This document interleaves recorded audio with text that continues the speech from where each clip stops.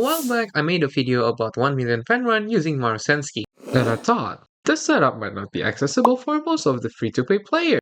I want to set up the expectation for this video that without fully limit break SR cards that has max fan bonus, there will be significant fan drops. So, we will most likely be averaging around 700k to 800k fans per run. I'll also be including a 700k fan run at the end with a crippled art deck just to show you this works. In this video, I'll be discussing the decks, aptitudes needed, which Uma you can use, and the race schedule script to follow for the maximum fan gain. Starting off with the deck. First off, Hit Sunblack is a must-fit card in your deck, and this will be our main borrow. How do you fill up the rest of the card? This will vary on every person's account. But the easiest way to check for this is, you go to the Game Pro website, go to the support card list, sort the support card by fan bonus. You might notice, some of this card at MLB actually gives you 20% fan bonus. If you have any of this card at MLB, then use it. Even at 0 LB, all of this card has 15% fan bonus. The most accessible card to all people would be Stamina Manhattan Cafe, Powered Daitaku Helios, with Sunday and Agnes Tachyon. However, I want to point out that it is actually better to fit the deck with cards that is speed, stamina, and power for their initial stats. This is even better if they have training effectiveness, because you can use these cards as a training support, but we call them as roaming support, as we will not be actually maxing their bonds. You might tell me, what if I don't have a certain SR or SSR support card?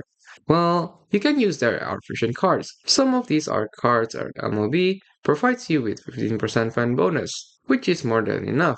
As a matter of fact, I'll be using this art deck for my showcase. And I'll still show you that I can get 700k fans with this deck. For the aptitude, it is really straightforward. You want an Uma that is actually good on turf, has a good aptitude on mile, medium, and long distance. For the sprint and dirt distance, it's not a must to have this, as it will only amount to about 2 extra G1 races, which is like 30k fans in total. Also, having more aptitude makes your run more riskier, as there is no downtime on races. So, if you don't know what you are actually doing, you can just break your whole run. As for the UMA choices, the most accessible one for the free-to-play players would be Halcon Pasa and Daiwa Scarlet. Generally, UMA that is a frontrunner and has good aptitude for mile, medium, and long are pretty much usable. Other example of these UMAs that is premium are Marzensky, Hoguricap, Symbol Rudolph, and Silent Suzuka. So you might wonder now, why are frontrunners better than the other styles?